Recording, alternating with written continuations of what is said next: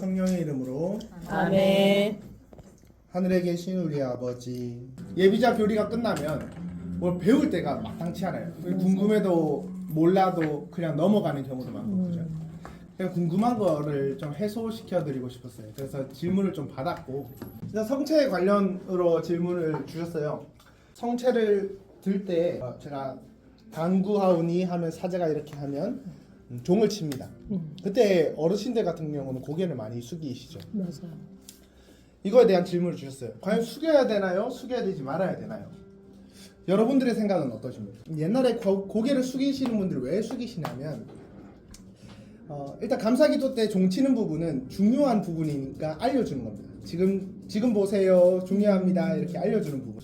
이때 고개를 숙이신 이유는 옛날에 이 부분이 그 부분이에요. 성령 청원하는 부분이에요. 성령께 이 거룩한 성 변화를 위해서 도움을 달라.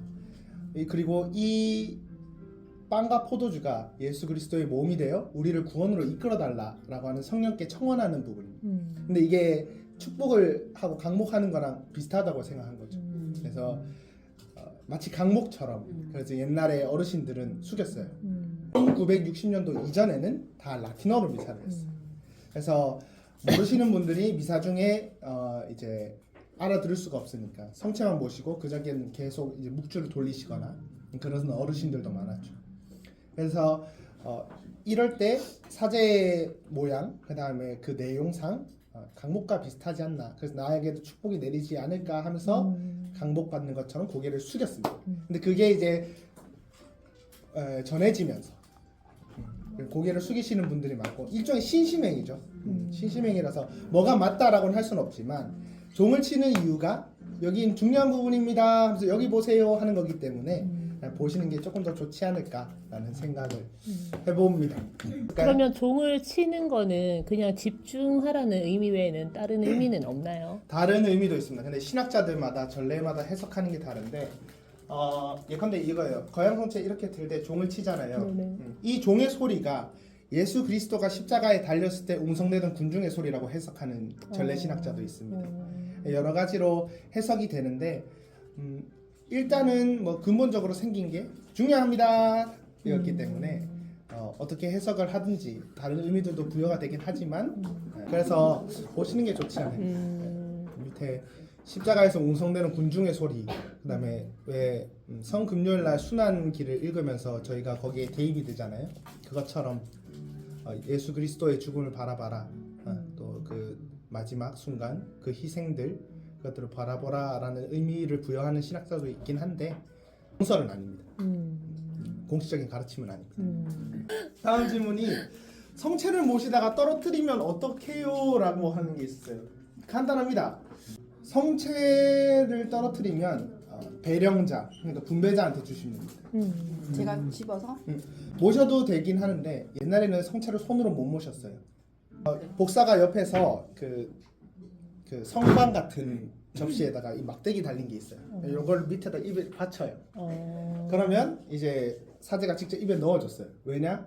성체를 함부로 만지지 말라. 공경의 의미를 담았었죠. 근데 요즘 이제 그게 1960년대 제2차 바티칸 공의회가 1960년대에 있었어요. 그때 이후로 이제 여러 가지가 모국어 미사도 풀리면서 이렇게 좀 완화된 부분이 있죠. 그런 부분에서 그래서 손으로 모시게 됩니다. 틀리거나 이러면 성체 훼손의 위험이 있어요. 모독의 위험이 있기 때문에 이 배령의 권한을 가진 분배자, 뭐 사제면 더 좋고 그렇게 해서 드리면 모시고 드리면 됩니다. 옛날에 장티푸스에 걸린 한 환자에게 봉성체를 갔는데 이분이 이제 먹은다가 쿨럭쿨럭해서 토했단 말이에요. 대종교구 신부님이 그거를 모셨어요. 선종하셨거든요. 그런 경우도 있을 만큼 성체 모독의 위험. 그래서 사실 이 떨어뜨렸다 이때 뭐 내가 해야 되니 네가 해야 되니 뭐 이거보다 여기에 대한 공경 자체에 조금 포커스를 두시면서 성체 모시면 조금 더 좋지 않을까라는 생각을 해봅니다. 왼손으로 받아야 돼요? 오른손으로 받아야 돼요? 이런 게 있었어요. 근데 제2차 바티칸 공회 끝나고 저희 한국 주교 회의에서 손으로 영성체라는 걸 발표를 했어요. 외국에는 이렇게 한다는 얘기. 오른손 왼손 규정이 없어요. 바른 손으로 받아서 모신다라고 돼 있어요. 공식적으로는 바른 손이라고 규정되어 있습니다. 그러면 한국을 제외한 다른 나라에서는 여전히 그냥 바로 입으로 받아 모시는 네, 건가요? 각 그 지역 주교님들의 뜻에 따라서 회의해가지고 이게 우리의 정서에 더 잘 맞다. 이게 좀 더 우리가 성체를 모시는 그 의미를 다 살릴 수 있겠다. 그런 행위다라고 결정을 하는 부분들이. 근데 손으로 받는 것도 네. 그 뭐 유럽권 이외 유럽권에서도 하고 있고요. 뭐 꽤나 보편적입니다. 공식적으로는 이 성체를 이제 집어서 할 수 있는 것은 사제부터입니다. 부제도 안 됩니다. 부제도 성직자지만 자기가 집어서 모시는 게 안 돼요. 무조건 사제가 건네주어야 됩니다. 근데 사제들은 그냥 이렇게 찍어서 먹어요. 맞죠. 여성체를 받아 모시고 이렇게 모시고 할 때 이렇게 정확하게 이렇게 가리고 이제 입에 넣나요? 아니면 그냥 그냥 넣어도 되나요? 그냥 넣어도 됩니다. 그래도 돼요? 더불어서 이야기하자면 그냥 하셔도 됩니다. 옛날에는 또 예수님의 몸을 어떻게 씹겠노 하면서 그 신심으로 어르신들이 성체를 씹지 말라고 씹어도 됩니다. 아 진짜요? 네, 예수님께서는 씹어 먹히기 위해 오셨어요. 네, 이것도 2차 바티칸 공의 이후에 씹어 먹을 수 된다 이게 된 거라서. 저희들은 우리 레지오나 이렇게 보면은 성체 모시러 갔을 때는 아는 사람이 있어도 아는 척도 하지 마라 그러거든요. 무조건 성체 모시러 갈 때는 오로지 성체 예수님 몸이니까 어떤 사람 성체를 모시면 그리스도의 몸을 모셨는데도 꼭 절을 하는 사람이 있어요. 주일학교에서 성체를 모시러 갈 때 자세. 절하실 필요도 없습니다. 저도 저희 신학교에서도 모시고 그 중간을 지나가는 때 인사를 보통 하잖아요. 그때 안 합니다. 성체를 모시고 있는 상태에서는 상태니까. 그리스도와 하나 된 순간. 질문에는 좋은 질문, 나쁜 질문이 없습니다. 성경에 대한 이야기도 말씀을 많이 주셨어요. 성경 통독은 처음부터 읽는 게 좋을까요? 아니면 중간부터 읽는 게 좋을까요? 라는 질문이었는데 상관없다. 네. 상관없다. 내가 좋아하는 것부터. 좋아하는 것부터. 루카복음부터. 네, 상관없습니다. 상관없고 그런데 권고해드리고 싶은 부분은 이제 창세기부터 이렇게 쭉 있는 게 구원 역사의 그 시간 순에 따라 있어요. 창세기, 탈출기 쭉쭉 이렇게 이해하지 못하면 중간에 읽어도 이해하지 못하는 것들 많아요. 예컨대 요한복음서, 마테오복음서를 먼저 읽죠. 복음서다 보니 도대체 저게 왜 나오는 건지, 왜 엘리야 이야기가 나오고 왜 모세 이야기가 나오는지를 정확히 알아야 그 복음의 내용이 좀 더 풍성하게 다가오는 게 있어요. 그래서 제가 권고드리고 싶은 부분은 복음서부터 읽으시고 전이 앞에서부터 좀 읽어보시는 게 좋겠습니다. 구약에 역사서라는 부분이 있거든요. 열왕기라는 부분이 있고 역대기라는 게 있어요. 둘을 다 역사를 담고 있는데 해석하는 게 달라요. 근데 다윗은 선왕일까요? 아닐까요? 그렇다면 솔로몬은 이 부분에 대해서 열왕기와 역대기가 살짝 다른 부분이 있습니다. 열왕기는 다윗을 정말 최고의 왕으로 이야기를 해요. 근데 역대기는 아닙니다. 바세바를 취한 사건. 그 자기 부하의 와이프가 다윗이 너무 마음에 든 거예요. 그래서 다윗이 일부러 이 부하를 전장에 나가서 죽게 만들고 이 여자를 취합니다. 이 부분에 대해서 역대기에는 나쁜. 하다기보다는 주님 마음에 들지 못한 그런 부분들 읽다 보시면 이스라엘 역사도 알게 되시고 뭐 여러 가지 어떤 다양한 해석들 눈에 보실 수 있으시고 좀 더 풍성하게 복음서를 또 하느님의 말씀을 대할 수 있지 않을까 생각합니다.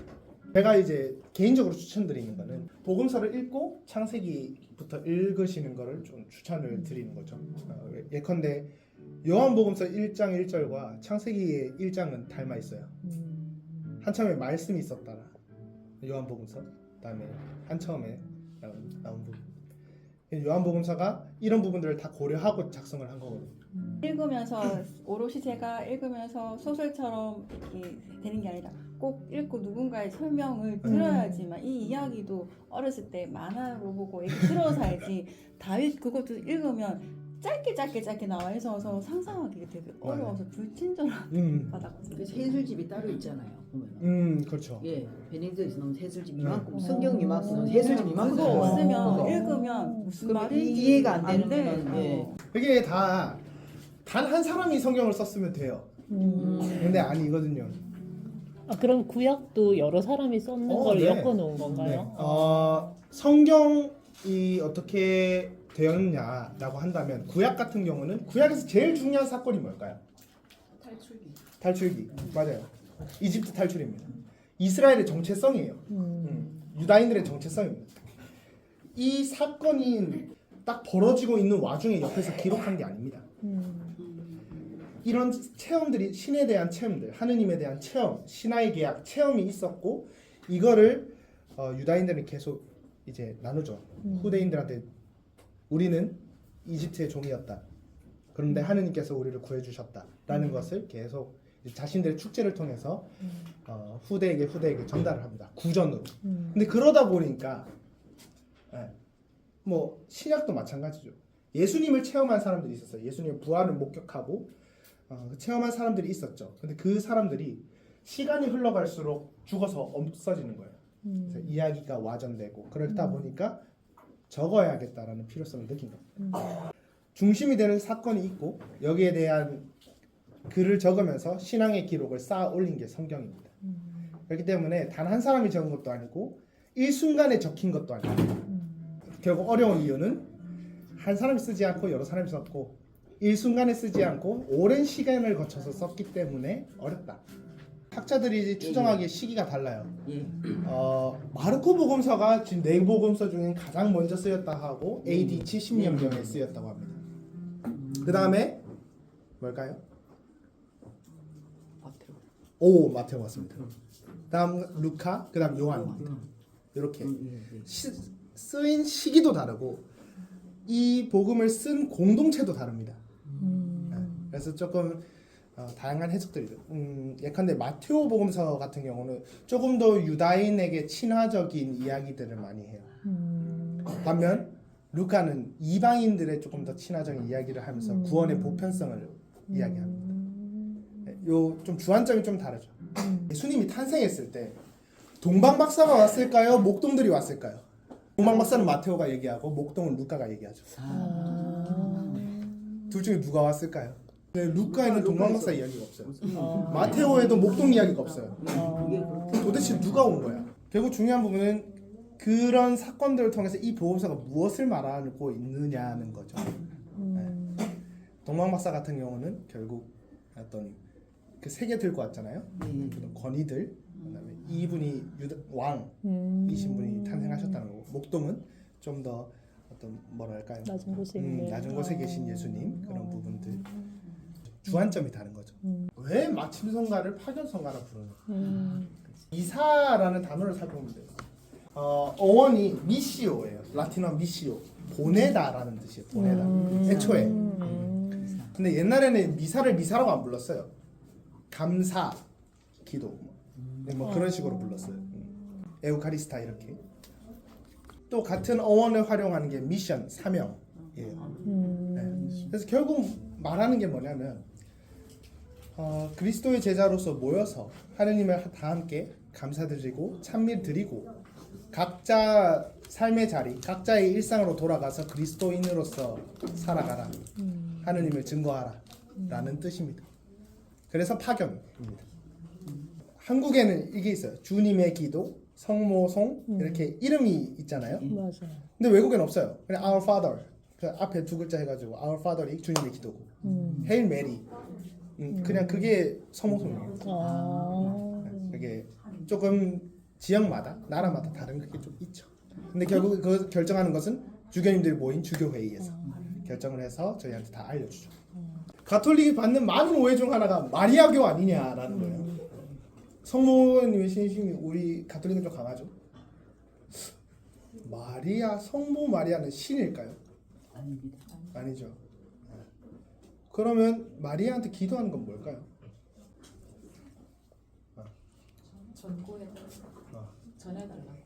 근데 그 전구에 대해서 제가 이제 교회 다니시는 분이랑 얘기해 보면 그 전구에 대해서 전혀 이해가 안 되시더라고요. 네네. 대신교가 이게 말하는. 아니 그러니까요. 다이렉트로 그러잖아. 그렇죠. 네. 그러니까 바로 하면 되는데 왜 전구를 하는지 모르겠다라고 그 얘기를 부분에 하시니까. 대해서 가장 우리가 드러내는 게 신경에 있는 부분이죠. 성인들의 통공. 성인들의 통공이 도대체 뭘까요? 통공 얘기하는데 우리는 성인들이 그냥 죽어서 그냥 주님 곁에 있고 우리랑 상관없는 사람이다 이렇게 생각하지 않아요. 라틴어로 하면 꼬무니오 쌍토룸이에요. 쌍토룸은 거룩하다고 꼬무니오. 그럼 네, 꼬무니오 함께 친교 이런 뜻이죠. 결국 저 옛날에 1000년 전에 돌아갔던 500년 전에 돌아갔던 성인이 그냥 하지 않고 우리를 위해서 우리와 같이 친교 안에 있다. 우리를 위해서 전구를 해주고 주님께 또 그들의 공로로 우리가 또 얻고 신앙생활을 이어갈 수 있다라고 이야기를 합니다. 그래서 이게 있기 때문에 이제 전구한다라는 게 우리한테 쉽게 이해가 되는데 개신교는 그게 이해가 안 되는 거죠. 많이 가지자고요? 아니. 자주는 아니지만 이렇게 좀 모아서 한 3개월에 한 번 정도 일하면 아, 재밌는 것 같기는 해요. 왜냐면 네. 자꾸 네, 그 자꾸 잊어버려.